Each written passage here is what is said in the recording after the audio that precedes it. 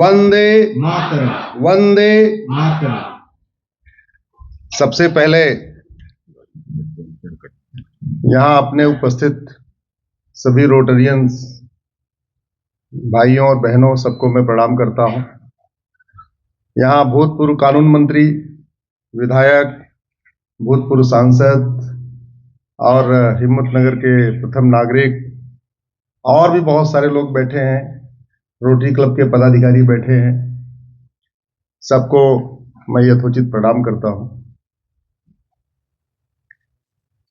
आज ये हिम्मतनगर में मेरा एक विशेष कार्यक्रम हो रहा है। आप लोग तो ऐसे कार्यक्रम करते रहते होंगे, लेकिन मेरे लिए बहुत विशेष दिन है। आज 2023 का ये 111वां कार्यक्रम होने जा रहा है। 2023 में हम 150 दिन घर से बाहर रहे, Monday to Friday Supreme Court रहे। आप ये कह सकते हैं कि सुप्रीम कोर्ट 185 दिन काम करती है, तो हम 185 दिन दिल्ली में रहे, बाकी हम दिल्ली के बाहर रहे। पहले मुझे लगता था कि पीआईएल से काम हो जाएगा।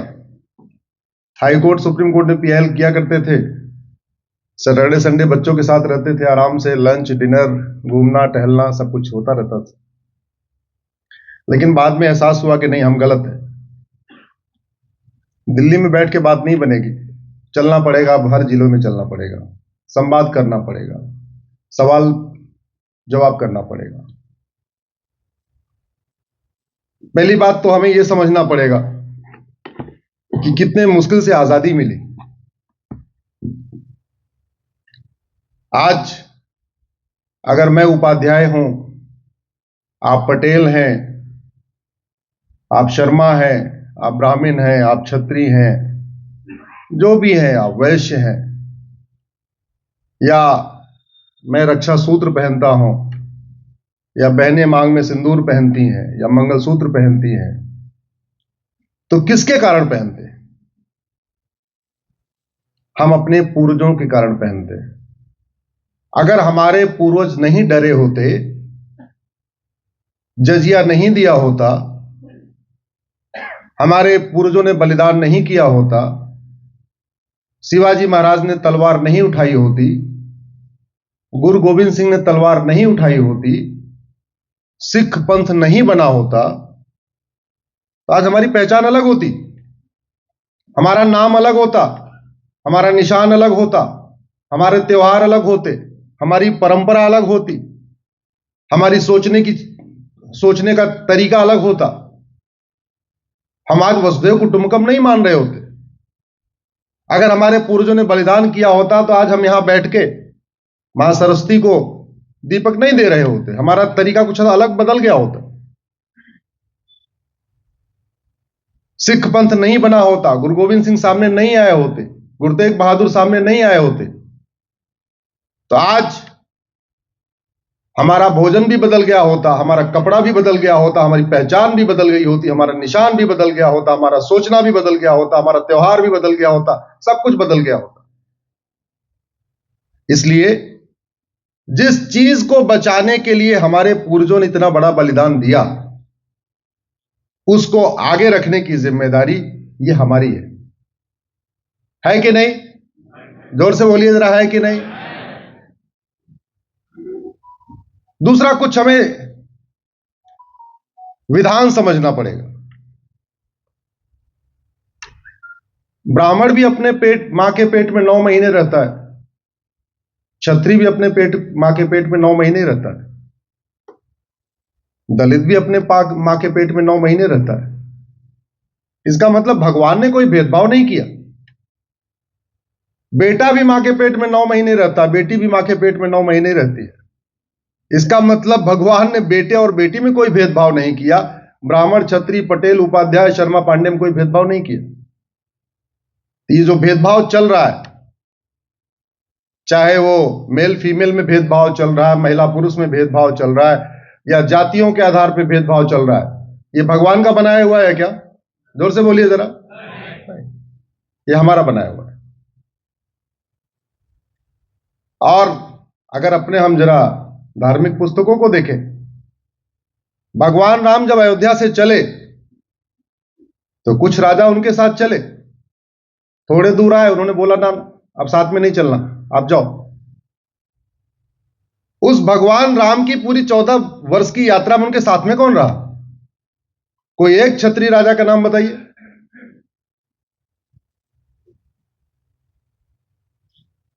है कोई? नहीं।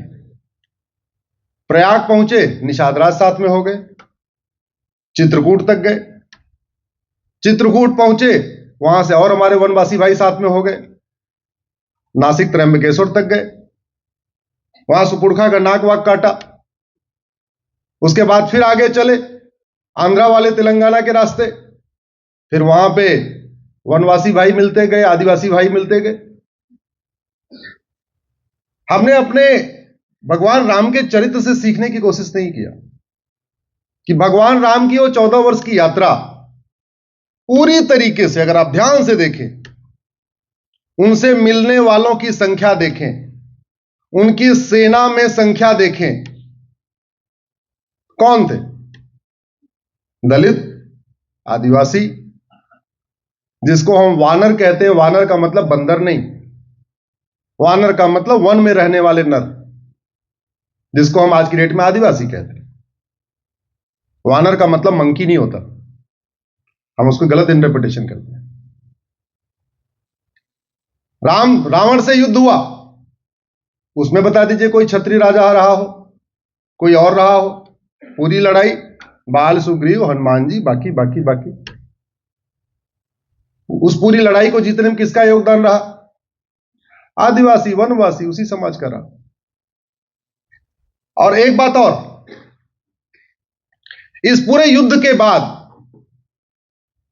रावण महाप्रतापी था, रावण महाज्ञानी था, रावण शिव भक्त था। इसके बाद हमारे पूर्वजों ने अपने बच्चों का रावण नाम लिखना बंद कर दिया। आप बताइए, रावण के बाद हमारे पूर्वजों ने अपने बच्चों का नाम किसी का रावण रखा हो? नहीं रखा। मैं कुछ अभी इंडिकेट करने की कोशिश कर रहा हूं, उसको आप समझिए। मैं अभी पॉइंट पे आ रहा हूं, अभी मैं भूमिका बना रहा हूं। हमारे पूर्वजों ने कहा नहीं, ये रावण राम का दुश्मन है, इसलिए हम अपने बच्चों का नाम रावण रखना बंद कर दें। विभीषण राम भक्त था, लेकिन हमारे पूर्वजों ने कहा नहीं, अब अपने बच्चों का नाम विभीषण भी नहीं रखेंगे, क्योंकि सब कुछ तो अच्छा किया इसने, एक काम गड़बड़ कर दिया। क्या किया? भाई के साथ। अब आप सोचिए, हमारे पूर्वजों की महानता देखिए। विभीषण के अंदर सारी क्वालिटी, केवल एक कमी रह गई थी कि भाई के साथ धोखा किया। इसलिए हमारे यहां बच्चों का नाम कोई विभीषण है? किसी का, आपके जानने वालों में किसी का बच्चे का नाम विभीषण है क्या? जोर से बताइए जरा। आपके जानने वालों में किसी का नाम रावण है क्या? मेघनाद बहुत प्रतापी, और पिता भक्त, देवी भक्त, इंद्रजीत कहते थे, इंद्र को भी जीत लिया। लेकिन चूंकि उसने लक्ष्मण को शक्ति मारा, तो हम लोगों ने कहा ना ना ना। अभी बताइए, किसी के परिवार में जानने वालों में किसी का नाम मेघनाद है क्या? नहीं। आप जरा सोचिए, हमारी संस्कृति क्या है। हम एक एक चीज को देखते रहे। रावण ने एक गलती किया, नो रावण। विभीषण ने एक गलती किया, नो विभीषण। मेघनाद ने सब बढ़िया किया, भाई अपने राज्य के लिए तो अच्छा ही था ना, लंका के लिए तो अच्छा काम कर ही रहा था, लेकिन एक गलती किया, बोले नो मेघनाद नो। और दूसरी तरफ एक सोच है, जिसको पता है कि अहमद शाह अब्दाली वहशी था, बलात्कारी था, दरिंदा था, लुटेरा था। लेकिन अभी आप कर्णावती का नाम, अहमदाबाद का नाम कर्णावती करने चलिए तो बहुत सारे लोग उसमें आ जाएंगे, आपको उसके सपोर्ट में आ जाएंगे। लोगों को पता है बाबर, हुमायूं, तुगलक, गजनी, गोरी, ये दरिंदे थे, ये बलात्कारी थे, ये वहशी थे, लेकिन फिर भी अपने बच्चों का नाम बाबर, हुमायूं, तुगलक, गजनी, गोरी रख रहे। बाकी तो छोड़िए, अनपढ़ अनाड़ी गंवार रखे समझ में आता है। वो बॉम्बे की हीरोइन जिसको आप लोग 300-300 रुपए टिकट लेके उसकी फिल्म देखते हो, उसने भी एक आक्रांता दरिंदे के नाम पे अपने बच्चे का नाम रख दिया। कौन है वो? आपने कभी सोचा नहीं? ये सोच कहां से है? इसका मतलब सही गलत का निर्णय हम करते हैं, हम देखते हैं क्या सही है क्या गलत है। दूसरी तरफ औरंगजेब कुछ भी किया हो, अकबर कुछ भी किया हो, बाबर कुछ भी किया हो, हुमायूं कुछ भी किया हो, तुगलक कुछ भी किया हो, लोधी कुछ भी किया हो, कासिम कुछ भी किया हो, अहमद शाह कुछ भी किया हो, कोई फर्क नहीं पड़ता। बच्चों का नाम भी रख रहे हैं। और बाकी तो छोड़ो, जो शहरों के नाम पड़े हुए हैं उन दरिंदों के नाम पे, जैसे बदलाव की बात आती है आधे लोग खड़े हो जाते हैं। ये भारत की सोच तो नहीं है, ये भारत की संस्कृति तो नहीं है, ये भारत की परंपरा तो नहीं है। हम तो कहते हैं सही हो गलत, हमारा भाई ही हो तो क्या हुआ, गलत है तो गलत है, हम खुल के कह देते हैं। और दूसरी तरफ वहसी दरिंदों के साथ लोग खड़े हो जाते हैं। जब तक इस सोच को नहीं खत्म किया जाएगा तब तक एक भारत श्रेष्ठ भारत बनाना मुश्किल ही नहीं, नामुमकिन है।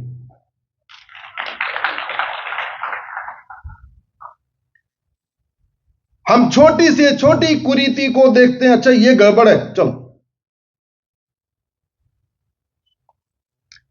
हम वेद के ऊपर शास्त्रार्थ करते हैं, पुराण के ऊपर शास्त्रार्थ करते हैं, भगवत गीता के ऊपर शास्त्रार्थ करते हैं, रामायण के ऊपर शास्त्रार्थ करते हैं, और सबको ओपन कहते हैं आओ, अगर आपको लगता है रामायण में कुछ गलती है, संवाद करो, शास्त्रार्थ करो। दूसरी तरफ ऐसी छूट है क्या? बताइए, दूसरी तरफ छूट है क्या? कुरान पे शास्त्रार्थ करने की छूट है क्या? बाइबल पे खुलेआम बहस करने की छूट है क्या? अगर आप कुछ भी बहस करना तो छोड़िए, तर्क करना तो छोड़िए, इवन कोई छोटी सी बात भी आप बोल दो तो पूरा हंगामा। यहां पे भूतपूर्व कानून मंत्री बैठे हुए हैं, विधायक जी बैठे हैं, सांसद जी बैठे हैं। संविधान के प्रियम्बल में लिखा क्या है? Equality, justice, liberty, fraternity, unity, national integration, ये लिखा है ना। मैं विषय तय नहीं कर पाया था, लेकिन बहुत सारे अधिवक्ता बंधु आके स्वागत करने लग गए, और सामने कानून मंत्री जी बैठे, देखा एक मेरा विषय क्लियर हो गया कि बोलना क्या है। संविधान के प्रियम्बल में equality, justice, liberty, fraternity, unity, national integration है। लिबर्टी ऑफ थॉट है, यानी सोचने की आजादी है। लिबर्टी ऑफ बिलीफ है। लिबर्टी ऑफ वर्शिप है, पूजा करने की भी आजादी है, प्रेयर करने की आजादी है, सोचने की आजादी है, तर्क करने की आजादी, ये संविधान देता है। अब अगर कोई यह कहता हो कि नहीं, हमारी पुस्तक के ऊपर कोई तर्क नहीं हो सकता, हमारी पुस्तक में जो लिखा हुआ है इसके ऊपर कोई चिंतन नहीं हो सकता, तो आपको लगता है कि भारत का संविधान उस पुस्तक को भारत में चलाने की इजाजत देता है? कई बार हम लोग क्या करते हैं, गाहे बगाहे बड़ी गलती करते हैं। मैंने रिसेंटली अखबार में पढ़ा कि गुजरात हाईकोर्ट में एक पीआईएल हुई है। पीआईएल हुई इस बात को कि भाई लाउड स्पीकर ये बंद करा दो, बहुत हमारी नींद खराब होती है। मैं कई बार सोचता हूं कि कई बार लोग अति उत्साह में गलत ग्राउंड लेके पीआईएल कर देते हैं। उनको दिक्कत इस बात से है कि लाउड स्पीकर का शोर के कारण उनकी नींद खराब हो रही है। एक्चुअल में ग्राउंड ये नहीं होना चाहिए। ग्राउंड ये होना चाहिए कि लाउड स्पीकर से बोला क्या जा रहा है, शब्दों पे ग्राउंड होना चाहिए। ओ जज साहब ने बोल दिया भाई एक काम करो, वो लाउड स्पीकर से चिल्लाते हैं, आपके यहां भी लाउड स्पीकर से जागरण होता है, आपके यहां भी होता है, तो लाउड स्पीकर हो गया, इक्वल हो गया, ठीक है जाओ। अरे ये मुद्दा ही नहीं है। लाउड स्पीकर बराबर हो गया। बराबर ये है इधर से लाउड स्पीकर में क्या बोला जाता है और उधर से लाउड स्पीकर में क्या बोला जाता है। मुद्दा ये है। क्या हमारे लाउड स्पीकर से चिल्ला के ये बोला जाता है कि राम के अलावा कोई पूजा के लायक नहीं है? बोलिए जरा। क्या यहां लाउड स्पीकर से चिल्ला के बोला जाता है कि कृष्ण के अलावा कोई पूजा के लायक नहीं है, या शंकर जी के अलावा कोई पूजा के लायक नहीं है, या विष्णु जी के अलावा कोई पूजा के लायक नहीं है, या अंबा माता के अलावा कोई पूजा के लायक नहीं, या द्वारकाधीश के अलावा कोई पूजा के लायक नहीं? ऐसा कोई बोला जाता है क्या? दूसरी तरफ से कुछ बोला जाता है। क्या बोला जाता है? सुना आपने? जोर से बोलो, क्या बोला जाता है? और मतलब क्या हुआ इसका? हां, ग्राउंड यह होना चाहिए था कि भैया अगर आप मानते भी हो कि अल्लाह के अलावा कोई इबादत के लायक नहीं, तो इसको मन में सोचते रहो ना। हमको लाउड स्पीकर से क्यों सुना रहे हो कि अल्लाह के अलावा कोई इबादत के लायक नहीं? क्योंकि मैं तो मानता हूं, मैं तो राम का भक्त हूं, मैं अल्लाह को नहीं मानता। आप अल्लाह की इबादत करते हो, करते रहो, अच्छा है, आप अपना करो, हम अपना करते हैं। लेकिन सुबह सुबह 5 बजे 6 बजे का टाइम, जब हमारा राम नाम लेने का टाइम होता है, हमारा गायत्री मंत्र पढ़ने का टाइम होता है, फिर आप लाउड स्पीकर से क्यों चिल्ला के बोल रहे हो? भारत का संविधान आर्टिकल 25 फ्रीडम ऑफ रिलीजन की बात करता है। Right to freedom, freedom of religion. लेकिन हम उसको कहते हैं धार्मिक स्वतंत्रता। ऐसा बोलते हैं। धार्मिक स्वतंत्रता नहीं है, पंथ की स्वतंत्रता है। रिलीजन अलग होता है, धर्म अलग होता है, और धर्म एक ही है, धर्म का कोई विकल्प नहीं है। रिलीजन अलग अलग होते हैं। अभी मेरी लेटेस्ट PIL हुई है, रिलीजन अलग है, धर्म अलग है, इसलिए सारे सरकारी कागजातों से धर्मनिरपेक्ष शब्द हटाया जाए, और जितने डॉक्यूमेंट हैं, Aadhaar, passport, ration card, voter ID, वहां से धर्म शब्द हटाया जाए। इसके लिए भी केंद्र सरकार को नोटिस भी जारी हुआ है। धर्म एक ही है पूरी दुनिया में, वो क्या है? सनातन धर्म। रिलीजन अलग अलग है। धर्म के लिए कोई अंग्रेजी में शब्द नहीं है, जैसे ब्रह्म के लिए अंग्रेजी में कोई शब्द नहीं है, कर्म के लिए अंग्रेजी में कोई शब्द नहीं है, ऐसे धर्म के लिए भी कोई अंग्रेजी में शब्द नहीं है। हम उसको रिलीजन को धर्म समझते हैं, हमारी भूल है। तो भारत धर्मनिरपेक्ष नहीं, भारत धार्मिक राष्ट्र है। भारत पंथ निरपेक्ष देश है, धर्मनिरपेक्ष नहीं। वास्तव में भारत धार्मिक राष्ट्र है, लेकिन हमारे सबकॉन्शियस माइंड में पढ़ा पढ़ा के ये डाल दिया गया, और हम यूज टू हो गए। जैसे पहले डालडा आता था, एक ही आता था डालडा। आज की डेट में कोई कुछ भी खरीदो, कहते डालडा दे दो, डालडा दे दो, किसी भी कंपनी का हो। वो हमारे दिमाग में आ गया, धर्म धर्म धर्म। अरे धर्मनिरपेक्ष नहीं है भारत। अगर भारत धर्मनिरपेक्ष होता, सुप्रीम कोर्ट के जजेस की कुर्सियों पे क्यों लिखा हुआ है, यह तो धर्मस्ततोजे। अगर भारत धर्मनिरपेक्ष होता, हाईकोर्ट के जजेस की कुर्सियों पे कैसे लिखा है सत्यम शिवम सुंदरम? धर्मनिरपेक्ष राष्ट्र तो हो ही नहीं सकता, असंभव। धर्म के बिना कोई देश चल ही नहीं सकता। लेकिन सेकुलर शब्द जोड़ा गया, सेकुलर को कहा गया है तो रिलीजन न्यूट्रल, रिलीजन का कहा गया धर्म, और धीरे धीरे हमारे दिमाग में बैठ गया भारत धर्मनिरपेक्ष देश। धर्मनिरपेक्ष नहीं है, भारत पंथ निरपेक्ष देश है, और भारत में फ्रीडम ऑफ रिलीजन है, पंथ की स्वतंत्रता है, इबादत की स्वतंत्रता है, अपने अपने तरीके से प्रेयर करने की स्वतंत्रता है। लेकिन सवाल यह है, क्या कुछ भी करने की स्वतंत्रता है? अगर हमारी किताब में लिखा होगा आपको चाटा मार सकते हैं, तो क्या चाटा मारने की स्वतंत्रता है क्या? बोलिए जरा। नहीं। फ्रीडम ऑफ रिलीजन है, लेकिन सब्जेक्ट टू कॉन्स्टिट्यूशन। केवल उस रिलीजन को फॉलो करने की छूट है जो इक्वेलिटी को मानता हो, जस्टिस को मानता हो, लिबर्टी को मानता हो, फ्रेटर्निटी को मानता हो, यूनिटी और नेशनल इंटीग्रेशन को मानता हो। क्योंकि अल्टीमेटली देश संविधान से चलता है, तो संविधान के दायरे से बाहर निकल के कुछ करने की इजाजत नहीं है। मतलब हमको वो सारे छूट है जब तक हम दूसरों के मामले में इंटरफेयर नहीं करते। अगर भारत ये कहता है, कॉन्स्टिट्यूशन ये कहता है इक्वेलिटी, और कॉन्स्टिट्यूशन तो आज इक्वलिटी कह रहा है। हमारे तो वेदों में लिखा है वसुधैव कुटुंबकम, हमारे तो वेदों में लिखा है नारी तू नारायणी, हमारे तो वेदों में लिखा है यत्र नारस्तु पूज्यते रमन्ते तत्र देवता, जहां नारी की पूजा होती है यहां देवता वास करते हैं। हमारे तो वेदों में लिखा हुआ है सर्वधर्म संभव, हमारे तो किताबों में लिखा हुआ है सर्व मंगल मांगल्ये शिवे सर्वार्थ साधिके शरण्ये त्र्यंबके गौरी नारायणी नमोस्तुते। तो ऐसा कोई रिलीजन जो वसुधैव कुटुंबकम को नहीं मानता हो, यत्र नारंती पूज्यते को नहीं मानता हो, महिला पुरुष को एक समान नहीं मानता हो, सब इंसान को एक समान नहीं मानता हो, उसको लगता हो कि नहीं जो हमारे रिलीजन को फॉलो करता है ये सुपीरियर है बाकी इंफीरियर है, तो क्या ऐसे रिलीजन को भारत का संविधान इजाजत दे सकता है क्या? जोर से बोलिए। अब मैं अधिवक्ता बंधुओं से पूछता हूं, बहुत सारे अधिवक्ता बंधु बैठे हुए,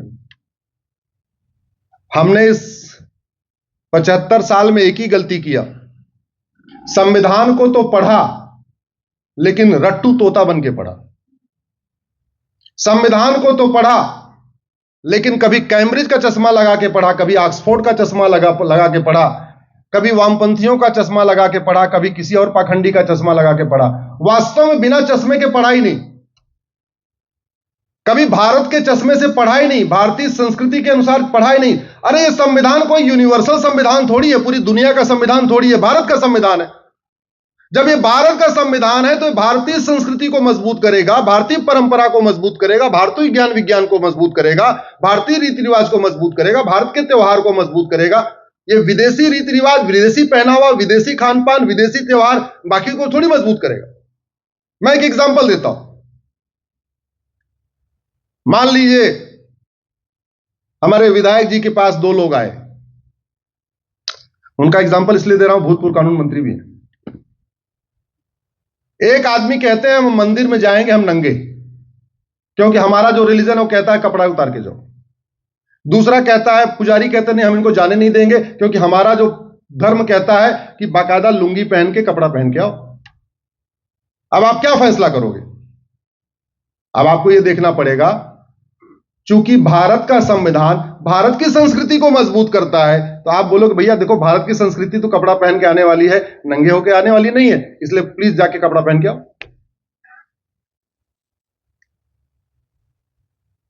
मैं बार बार कहता हूं, ये संविधान न कुवैत का है, न अरब का है, न अबू धाबी का है, न यूरोप का है, न अमेरिका का है। किसका संविधान है? भारत का। इसको पढ़ते समय भारतीय चश्मा लगाइए, इसको पढ़ते समय भारतीय तरीके से सोचिए। विदेशी सोच के कारण इस संविधान की धज्जियां उड़ाई गई। इसलिए मैं जो आर्टिकल 25 की व्याख्या होती है कि नहीं आपको कुछ भी करने की छूट है, किसी को कोई भी पंथ मानने की छूट है, यह गलत है।